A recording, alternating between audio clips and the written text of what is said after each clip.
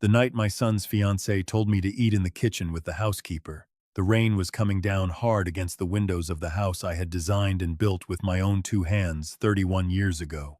I want you to understand something before I tell you the rest of this story, friends. I am not a man who speaks easily about himself. I am 63 years old. I have worked outdoors in all weather for most of my adult life. My hands are rough. My clothes are functional. When I drove up to the lake house that Friday evening, I was wearing the same canvas jacket I wear every November, faded olive green, paint on the left sleeve from when I touched up the guest room trim 2 summers ago. My boots were muddy because I had spent the afternoon walking the property line with my surveyor, checking the eastern boundary markers before the ground froze. I had not stopped to change because my son Marcus had called that morning and asked me to come early, and I had wanted to see him. That is the whole of it. That is who I was when I pulled up the gravel drive and parked behind an unfamiliar silver car. Marcus was standing on the porch. He looked taller than I remembered, though I had seen him only 6 weeks before. He had his mother's way of standing square-shouldered, chin slightly up, like the world was something he intended to meet head-on. His mother had been gone 4 years by then. Some days that felt like 4 months. Other days it felt like another life entirely. He hugged me on the porch steps, and I could feel him start to say something, and then stop himself. I noticed that. I filed it away. "Dad," he said, "she's already here. I want you to just give it a chance, okay?" I told him I always gave things a chance. That was true. I am a slow man to judge. The woman standing in my living room was named Talia. She was 31 years old, and she was beautiful in the way that certain people are beautiful when they know they are being looked at. She had positioned herself near the fireplace, my fireplace, the one I had built from river stones. I hauled up from the lakeshore the summer. Marcus was 9 years old, and she was holding a glass of white wine and looking at her phone. When I came through the door, she looked up, and I watched her eyes travel from my face to my jacket to my boots, and I watched them stop there. "Oh," she said, not to me, to Marcus. He tracked mud in. I looked down. There was a small amount of mud on the heel of my left boot, the kind that comes off a gravel drive in the rain. "I can take them off at the door," I said. I said it pleasantly. I meant it pleasantly. "The floors are white oak," she said. She said it the way you might say, obviously without using the word. Marcus had them refinished. I picked out the stain myself. I looked at my son.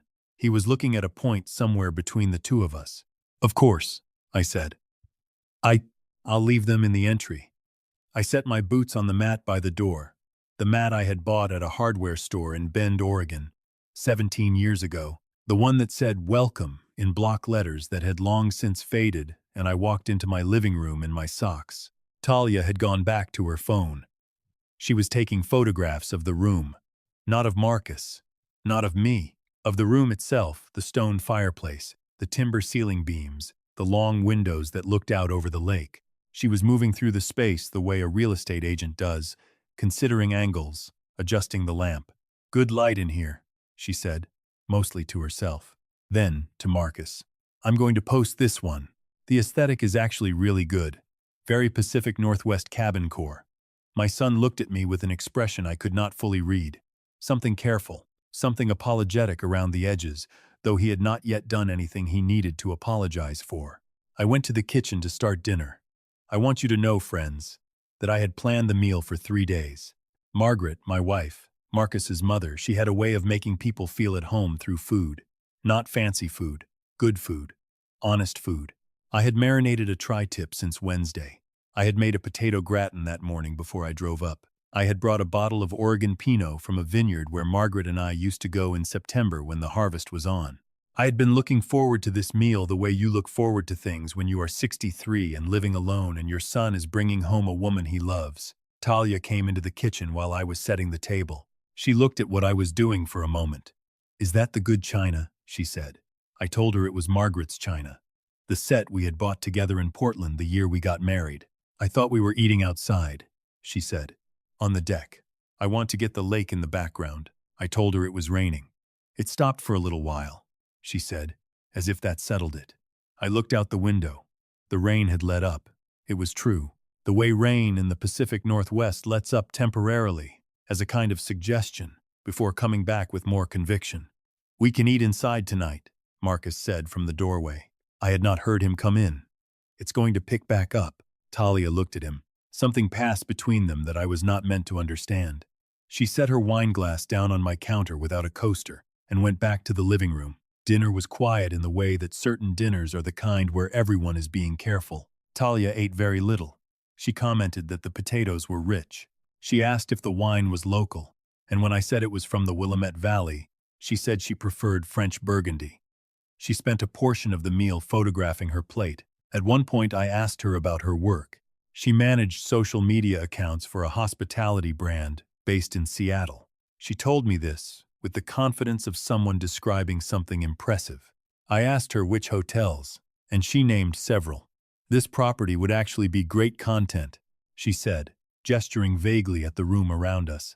"Very authentic, very story-driven." She looked at me for the first time with what might have been direct interest. "When did you say your family built this place?" I had not said. "I built it," I told her. 31 years ago. I designed it myself." She looked at me the way people sometimes look when what you have said does not match the category they have placed you in. "You're a contractor?" she said. "Architect," I said. She nodded slowly. I could see her adjusting. "Residential?" "Commercial and residential," I said. "Mostly public buildings for the first 20 years. Libraries, schools, a performing arts center in Portland. The last decade has been private work." She seemed to lose interest at the word residential and had returned to her phone by the time I said performing arts center. Marcus was looking at his plate. After dinner, she stood up before I had finished my coffee and said she was tired and wanted to turn in early. She looked at Marcus in a particular way when she said it. Then she looked at me. "Which room are you in?" she asked. I told her I usually stayed in the main bedroom, the one at the end of the hall, overlooking the water. Margaret and I had slept in that room every visit since the house was built. Something moved across Talia's face. "We're in that room," she said. I told her that was fine. I could take the guest room. I did not want any trouble over it. "The guest room is my office for the weekend," she said. "I have equipment set up, ring lights, a backdrop. I'm doing content all day tomorrow," she said, content the way other people say work, as though it required the same gravity. "There's a pull-out sofa in the study," I said. She looked at Marcus. "Is there a third room?" Marcus said quietly. "There's the studio space above the workshop, Tal." The workshop was a building I had put up myself 8 years ago, 30 yards from the main house. It had a small upper room where I sometimes worked late, a drafting table, a wood stove, a narrow bed I kept made up for when I worked through the night in summer. Talia looked back at me. "That would probably be more comfortable for you anyway," she said. "More private. You'd have your own space." And she smiled. A small, complete, utterly confident smile. The smile of someone who has gotten what they wanted and considers the matter settled. I want to be honest with you, friends. In that moment, I was not angry. I was something quieter than angry. I was deeply, specifically sad. Not for myself. I have slept in worse places than a warm room above a workshop I built myself. I was sad for Marcus. I was sad for what I was watching him allow. I was sad in the way you are sad, when you see your child making a choice you cannot make for them. I looked at my son. He was looking at the table. The muscle along his jaw was tight in a way that reminded me of his mother when she was holding something in. "Of course," I said. "I'll take my bag out after I do the dishes." "Oh, we'll do the dishes," Talia said quickly, as though this were a concession she was offering. "You don't need to worry about that." I nodded. I went to the entry and pulled on my boots. I took my bag from the hall closet. I walked out the back door into the rain, which had, as I expected, returned. The workshop was warm. I had built it with the same care I build everything: good insulation, a wood stove that draws well, windows that face east so the morning light comes in clean. I got the stove going and sat on the edge of the narrow bed and looked at my hands for a while. I thought about the first summer we spent in this house. Marcus was 7. He had refused to wear shoes from June through August. He followed me everywhere I went on that property, asking questions about every tool, every nail, every board. He had wanted to know why I chose the angle of the roofline. He had been 7 years old and he had wanted to know about rooflines. I thought about Margaret standing at the kitchen window in the morning with her coffee, the way the light hit the lake behind her. The way she always said the same thing on the first morning of every visit. "This is my favorite place on earth, Daniel." She had said that for 27 years, every single time. I did not sleep much. The rain on the workshop roof was steady, and the wood stove clicked as it cooled in the small hours. Around 4 in the morning, I got up and sat at my drafting table and worked on a set of drawings I had been refining for a library commission in Eastern Oregon. The work calmed me the way it always has. It has calmed me since I was 22 years old and first understood that making something exact and true and useful was the closest I could come to putting order in the world. In the morning, I heard Marcus's boots on the workshop stairs before I heard the knock. He came in without waiting for me to answer. He stood in the doorway and looked at me at the drafting table, and I looked at him, and neither of us said anything for a moment. "She didn't know," he said. Then he stopped. "No, that doesn't matter. She should have. It doesn't matter what she knew. It was wrong." I told him to sit down. He sat on the edge of the narrow bed, the same way I had sat the night before, and he looked at his hands. "I should have said something last night," he said. "I know that. I should have said it right then." I told him that these things are complicated, that I understood. "Don't do that," he said quietly. "Don't make it easier than it was." I set down my pencil. I looked at my son. He was 34 years old, and he had his mother's eyes and his grandfather's jaw and something that was entirely his own, a particular quality of attention, a way of being present that I had watched him carry since he was a boy. "Are you happy?" I asked him. It was the only question that mattered to me. He took a long time to answer. "I thought I was," he said. "I'm less sure this morning." We sat together in the workshop for a while. The rain had stopped in the night. Through the east windows, the light was coming off the lake in long silver lines. Then he said, "I called Tom before I came down. Tom Yates, my oldest friend. We had been in architecture school together 40 years ago. He had been my business partner for 17 years and was now the senior director of the Oregon Design Foundation, which administered public arts funding across the Pacific Northwest. He was also the person who, 6 weeks prior, had personally called my son to tell him that I had been selected to receive the Foundation's Lifetime Achievement Award, the most significant honor in our field in this region, at their annual gala in December. Marcus had not yet told Talia about the award. He had wanted to wait until we were all together. "She's been asking questions this morning," Marcus said. "About the house. About you. She looked you up." He said it simply, without drama. He let it sit there between us. I did not say anything. "She found the foundation announcement," he said, "and the library project, and the piece in Architectural Digest from 2019. He paused. She was very quiet for a while after that. I stood up from the drafting table. I went to the small window that faced the main house.